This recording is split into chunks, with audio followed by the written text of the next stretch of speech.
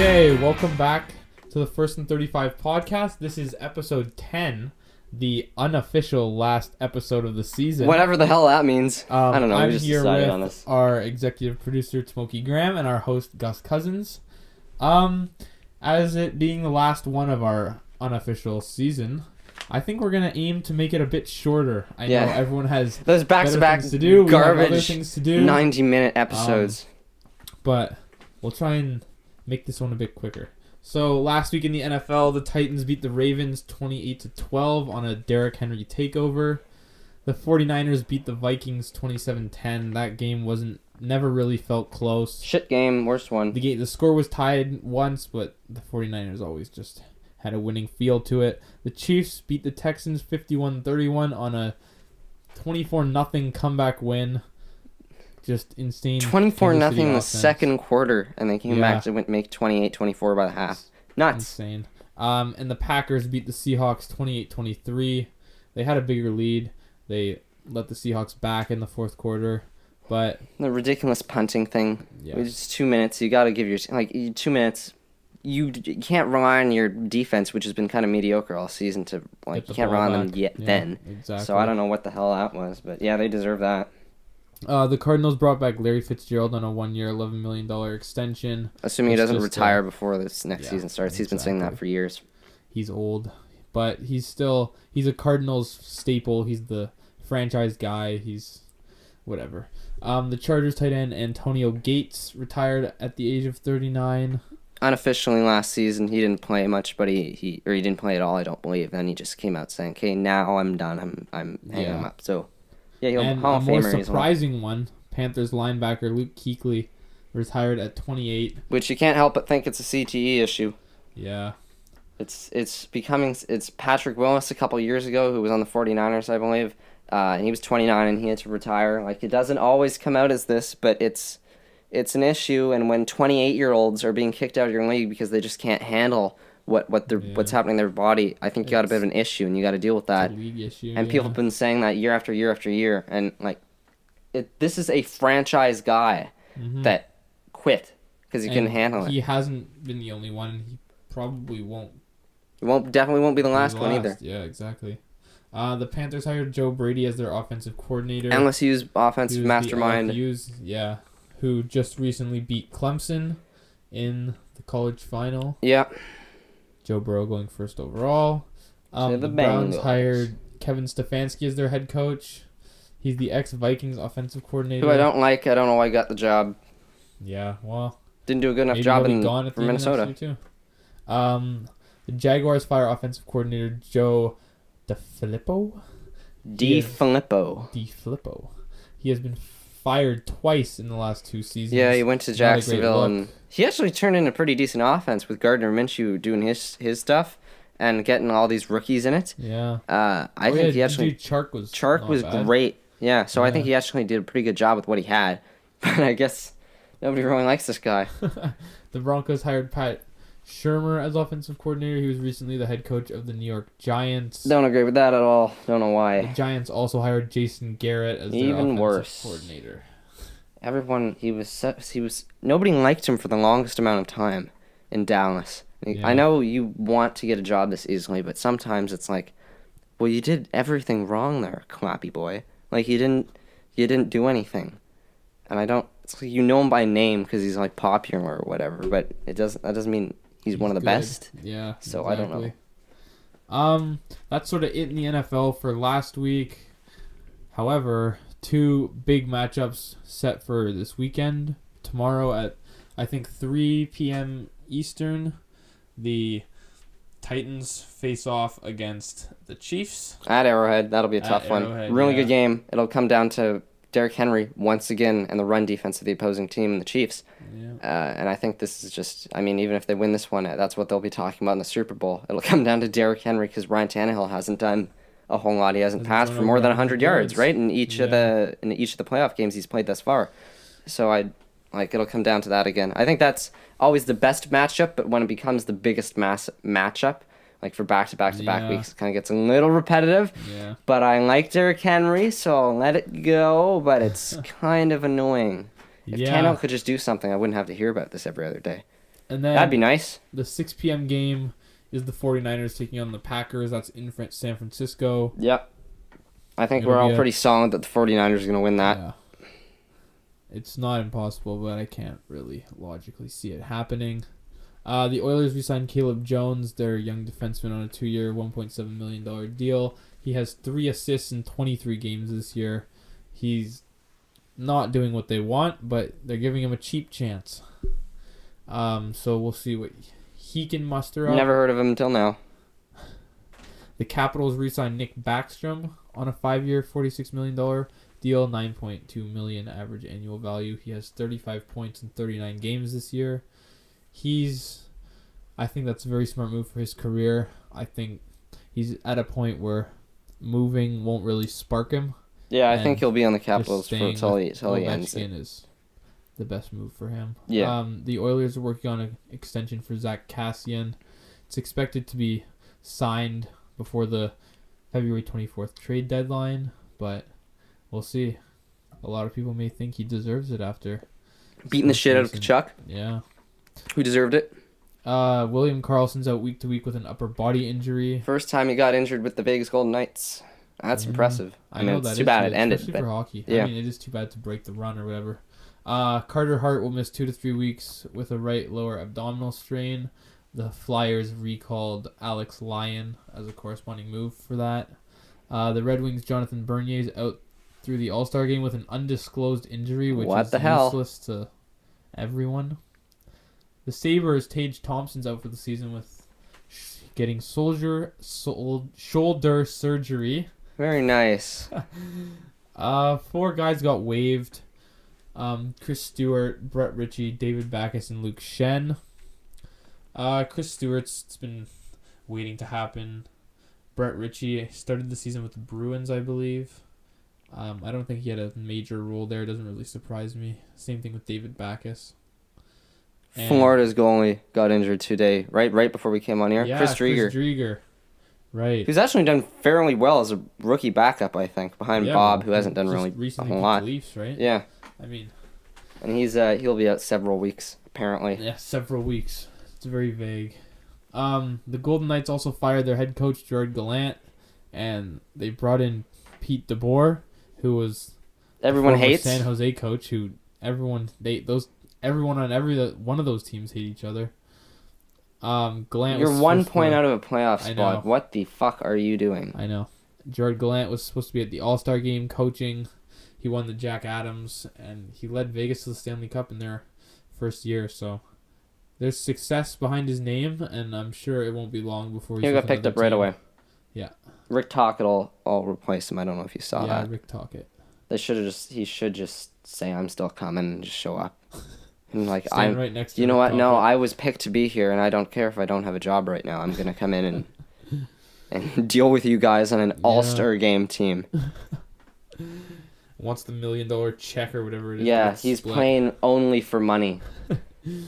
The New Jersey Devils fired their general manager Ray Shero. He was hired in 2015. 2 weeks Just too late. A messed up situation. Trades Taylor Hall and then they fire him. Boot. They gotta fire him before he does that. So the next guy that's gonna replace him gets what he wants. Gets the guys the pieces he wants. Anyway, David Riddick will replace Darcy Kemper at the All-Star game. Kemper's been out for the last few weeks with a lower body injury. Not surprising at all there. Nico Hischier will replace Kyle Palmieri at the All-Star game. Palmieri was out with a foot injury. That looked bad. Did not look good, yeah. That looked really bad. Vasilevsky will replace Tuukka Rask at the All-Star game. Rask announced he was skipping. The day following that, got a concussion. Yeah. So I don't know if that's a little like... That's karma. That's some NHL karma. That's how Gary Bettman deals with stuff. Oh, you want to skip? I will injure you. Yeah. Get some nobody like Emil Benstrom to go and do it. Yeah, just skeet through the crease and give him an elbow. That needs to be a Reddit post. Somebody's got to go and do it. I'm sure it's already there if you look hard enough. I doubt that. But anyways. Jacob Slavin will replace Dougie Hamilton at the All-Star game. Hamilton broke his fibula. Really bad. Yeah, really bad. That looked brutal. It would seem painful. Any knee injuries just looks super scary. That's about it for the NHL notes for last week. As previously mentioned, we're trying to shorten this one up a little bit. Yeah, which is why I'm letting you do most of the talking. Yeah, you're good at dragging it along. I talked the most in like 8 out of 10 episodes, I think. Only one against you. The administrator over there also got probably a little bit more airtime than me, one of those. Moving on to the NBA, Zion Williamson's expected to make his debut on January 22nd. That's a home game against the Spurs. Right after he announced that they nationalized the TV game, or they nationalized it to be a TV game. Yeah. So it's now one player. There's going to be a lot of hype around that. Chandler Parsons, the Atlanta Hawks forward, was injured in an automobile accident. He was then diagnosed with a concussion and whiplash.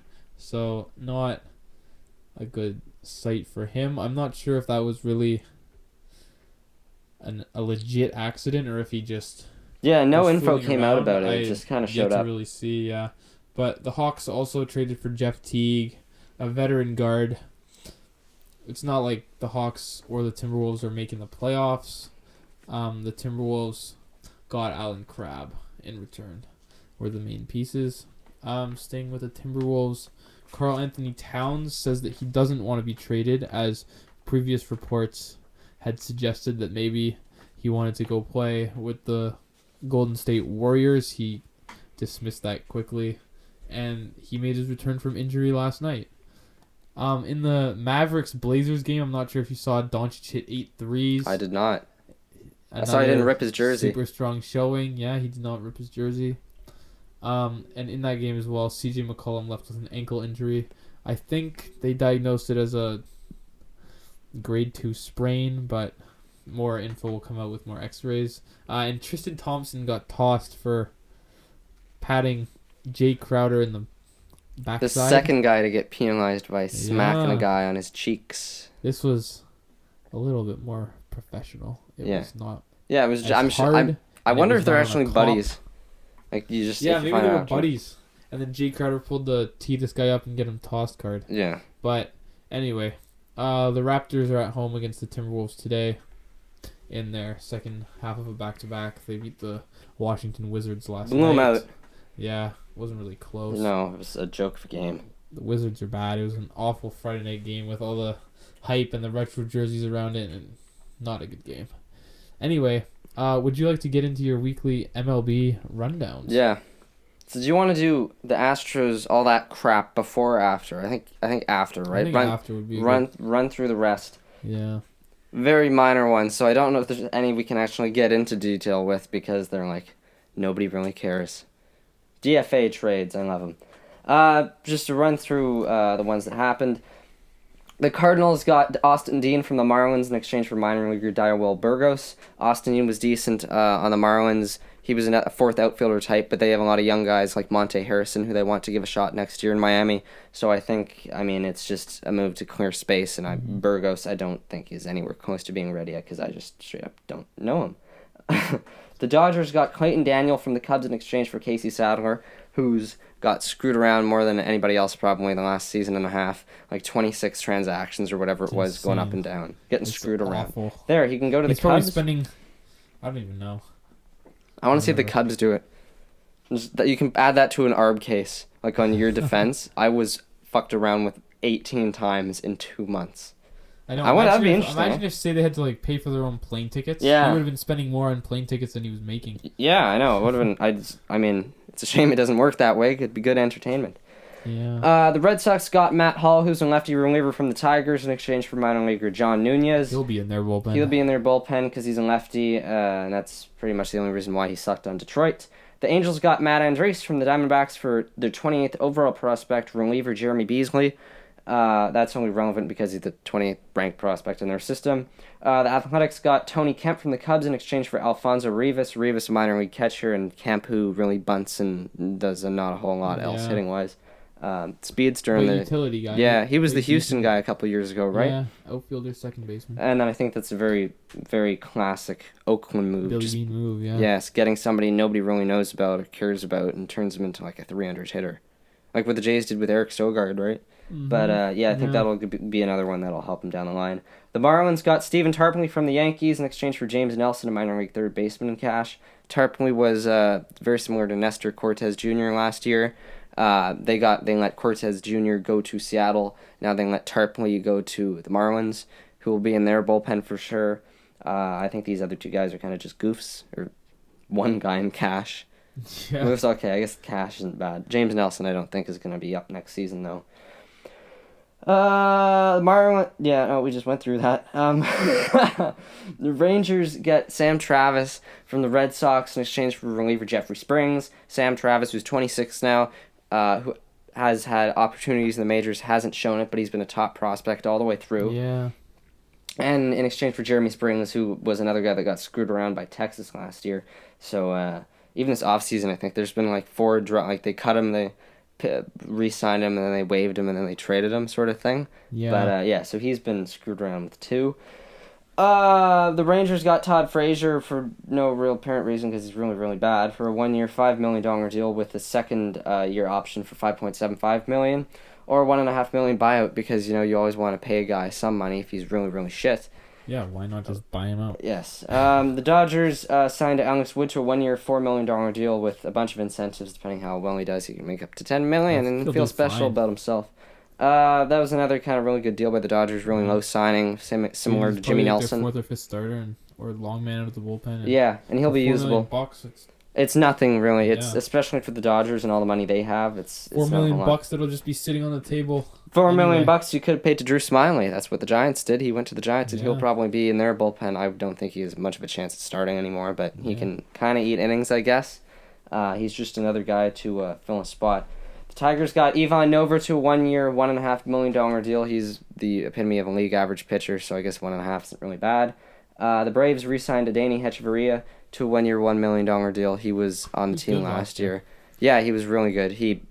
For like halfway through when you pick him up off the scrap heap from the Mets, I think, right? 262 or something, and he had a couple home runs, like 8 home runs. Like, it was not a bad signing at all. He'll go back there. The Braves also signed Jan Hervé Solarte to a minors deal, but he'll be given $1 million if he makes it to the majors, so that's incentive for him. He could make it as a utility. Yeah, definitely. I think he probably will be there. A couple meaningless ones. The Nationals signed Mac Williamson. He was the Giants guy. He went to Korea, hit some home runs, and now came back. The Red Sox signed Trevor Hildenberger to a minor league deal because they're too cheap to pay him actual money, but he'll be in their bullpen anyways. The Rays signed a bunch of goofs. Kevin Smith, who was the catcher on the White Sox a couple years ago, went to the Angels, sucked, let him go, and now he's back with the Rays. Chris Herman, minor leaguer. Aaron Slegers, hate his name, minor league reliever. Angel Herman, DJ Snelton, Ryan Lemaire, who had one really good weekend of his life and pretty much nothing else when he hit a couple home runs in Puerto Rico. Was that last year? I think that was last year. I think, yeah. And Conrad Gregor, who I don't know at all. The Orioles signed Brian Holiday to a minors deal as a catcher, and Cesar Valdez is just a washed-up reliever. The Mets signed washed-up reliever Jeffrey Ramirez, who came from the Orioles, who let him go. Not a chance at making it. The Diamondbacks signed Travis Snyder for no apparent reason because he hasn't done anything for what that was. The majority of a decade now. Right? He was like a decent third outfielder for the Jays for a couple of years, and then he went to the Pirates and it all derailed, right? Oh, Pirates, D-backs last year. I think he was probably with the Rockies at some point. Like, it was just whatever the I don't know what that is. The Padres signed Jared Eichhoff to a minors deal also because they're too cheap to give him actual money yet. He'll be in their rotation, I'm fairly certain. He did decent enough to get that spot with the Phillies last year. Cubs signed Jason Adam, who was the Bach guy hated from the Blue Jays.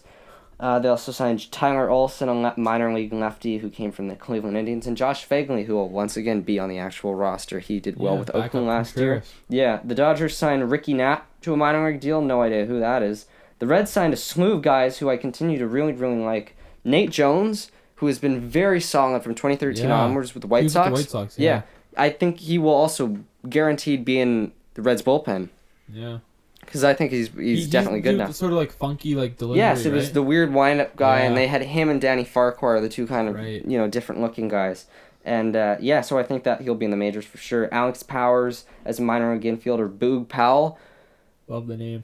Great name. Bounced around Seattle, Oakland, and Jesse Biddle, who is still very young. He was a lefty rookie with the Atlanta Braves. He was one of their top 30 prospects for a couple of years before he got called up last year, and he didn't do great, but they let him go real quick. And I think that's another guy. He's a lefty. He can be just the last guy in the bullpen, the eighth man or whatever.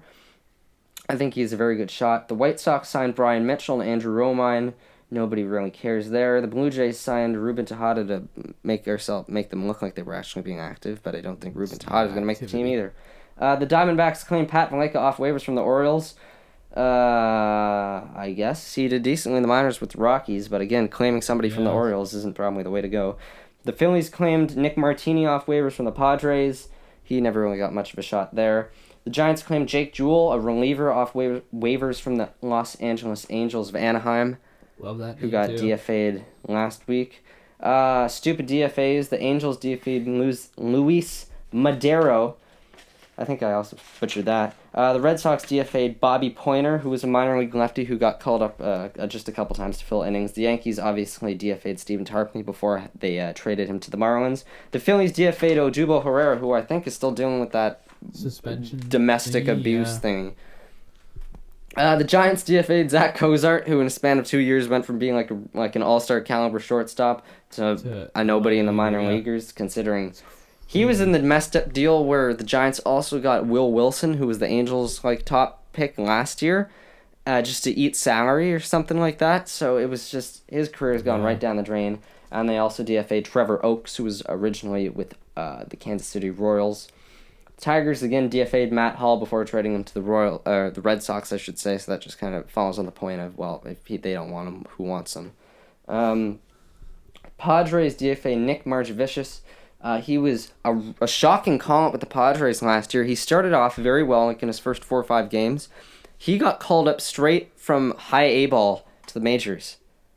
Oh yeah, he didn't remember that in the majors. Yes, and the Padres just pulled him out of nowhere pretty much. And they said, here, go do something good. And then he did for 4 weeks. And then he went right down. He had his troubles. I mean, that's 4 weeks. But as you skip AA and AAA, that's nuts. And I think he's still very young, 25, I want to say.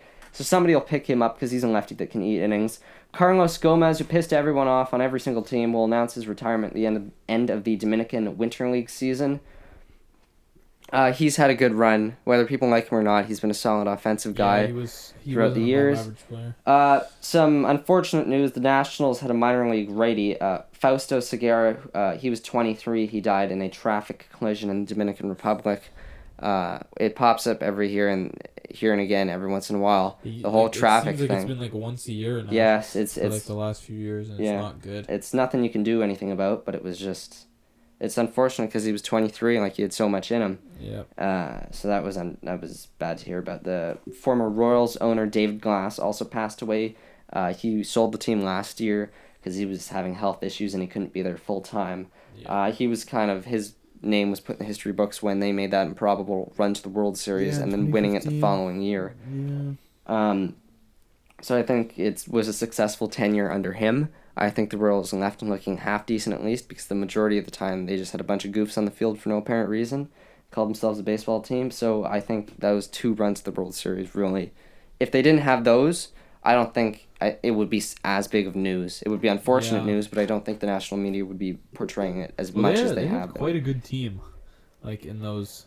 Moustakas, Alex Gordon, Eric Hosmer, Sal Perez. The pitching staffs Zobrist when he was doing better, and they had the 3-headed monster in the bullpen, right? It was Herrera, Davis, and Greg Holland. Yeah, and then they still had Ventura at the time and James Shields. Yeah, they had a really good team. Really good team. Us Jays fans would know, considering we got screwed out of that game. Terrence Gore. What? I love Terrence Gore. Oh, so forgot fast. About him. He's just he was literally just another Dalton Pompey from the Jays playoff runs who just sat on the bench, and if he needed to steal second or third, he came in and you just hoped he didn't get thrown out. Yeah, for 2 years there was a market for that. Yeah. And him and John Jay and Jared Dyson all got jobs. Yeah. It's the 2 of them turned out pretty well, Dyson and John Jay. Yeah, Dyson was doing quite well. Yeah, but what the hell, I guess. I don't even know how we got on topic. on that topic. The Giants made history. They hired Alyssa Nakin as the first female assistant coach in the league. She's now... The other piece of news I found from that is that the Giants have 14 assistant coaches. I don't know. That's insane. Assistants of assistants, I guess? So what, they have, like, are those all major league coaches? I think they all have to do with the majors, yeah, in some form. But she'll be one of the 14. Oh. That's kind of, again, pushing the league towards, Yeah. inclusion and all that fair stuff. It's not a bad idea. Yeah, no, I think it's fine.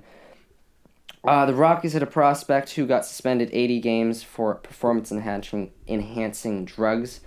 Justin Lawrence got suspended for dihydrochlormethyltestosterone, which is a no-no apparently.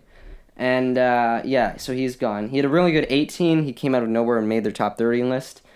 But then he sucked last year. He had an 8.76 ERA, and I know ERA is just not how you measure it now, really. But that was really fucking awful for him. So I guess, hey, everybody could use a little dihydrochlormethyltestosterone, right? So, I mean, who knows?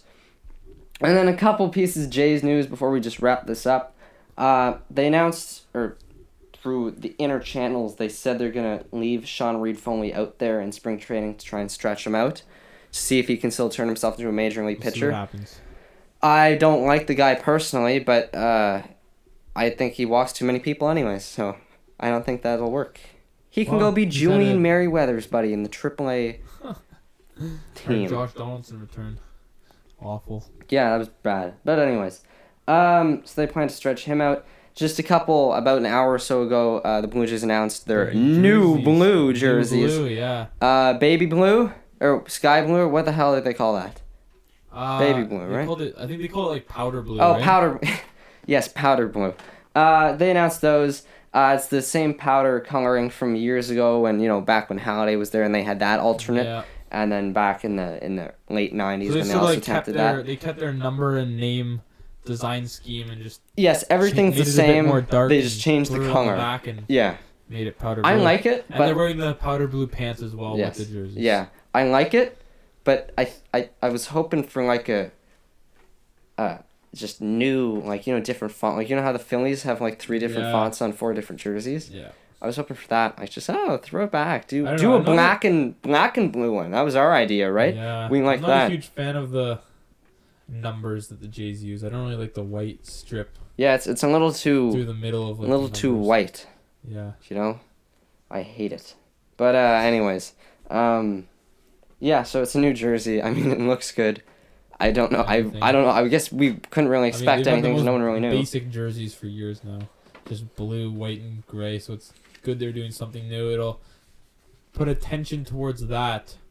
There's a few more notable free agents still around. Felix Hernandez, Ryan Zimmerman, Nicholas Castellanos. I completely forgot about. Yeah. I forgot he hadn't done it. Yasiel Puig, Brian Dozier, Pedro Strop, Kevin Pillar. MVP candidate, Kevin Pillar. I'm going to point that out every time somebody says that. Devin Travis, Domingo Santana, and Matt Dermody. Who is the shocker, I would say. Matt Dermody. He has to sign somewhere soon, eh? He has to sign somewhere soon. When does spring training starts on the 13th, right? Pitchers and catchers report. I want him in Florida. Maybe he'll just call it a career and just. No, don't think like that. He'll be working at Pizza Hut or something. I hope he listens to this and tracks you down. You slimy piece of shit. For that comment. Never insult Matt Dermody. Well, anyways, the point is there's a lot of guys. If he doesn't sign, there's a reason for There's a lot of... Oh, fuck off, Ben. There's a lot of guys, veteran guys out there that, Zimmerman originally expressed interest in going back to the Nationals. And then it was the Thames signing, right? I think it can still happen with Zimmerman. I don't think it's a bad idea at all. But the point is there's just a lot of these guys that used to be getting paid, and now they're not. And it's just kind of shocking to not see their names in the league. Now, circling back to the Houston stuff. It's a mess. Holy smokes. It's an absolute mess. So they handed out the punishments last week, and they were very, very, very severe. Manager A.J. Hinch, assistant general manager Taubin. What was his first name? He was the idiot who made the comment about Osuna and he got fired. Yeah, it was Doesn't matter. He's not. Yeah. Brandon Taubman, there it is. He got suspended, which was kind of funny because he doesn't even have a job. So he's getting suspended from getting paid, but he has no one paying him. Yeah, and now Hinch, Jeff Luhnow all got suspended. Yeah. Luhnow again stepped down, or supposedly stepped down. He really just got fired. AJ Hinch eventually ended up getting fired too. They lose their first and second round picks in 2020 and 2021, and they pay a $5 million fine that nobody cares about. What the hell the point of a $5 million fine yeah, is? That does literally nothing. Everything else was good and nice and hard, but the $5 million is like, if you're gonna $50 million, make it count. You know? If it's gonna be a monetary punishment, $5 million is nowhere near a punishment. Yeah. Which then led to the Red Sox firing Alex Cora, who's still under investigation by the major leagues. Yeah. Who is another part of that sign stealing thing. I think that's good. They just fire him before all the news. They get out in front of it, so they say exactly. He's not a problem anymore, which I guess is one way to do it. But then that led to Carlos Beltran getting fired by the Mets, having never played a game. He stepped down, right? They get fired, but no, he got fired. Yeah. Then all these teams that say they stepped down, no, you told them to quit, pretty much. Yeah. You told them to voluntarily quit. He's gone before managing a single inning. Yeah. So I don't know. What do you count that guy as a manager? No, I don't think. Well, he has to be though. He was the manager for a couple weeks.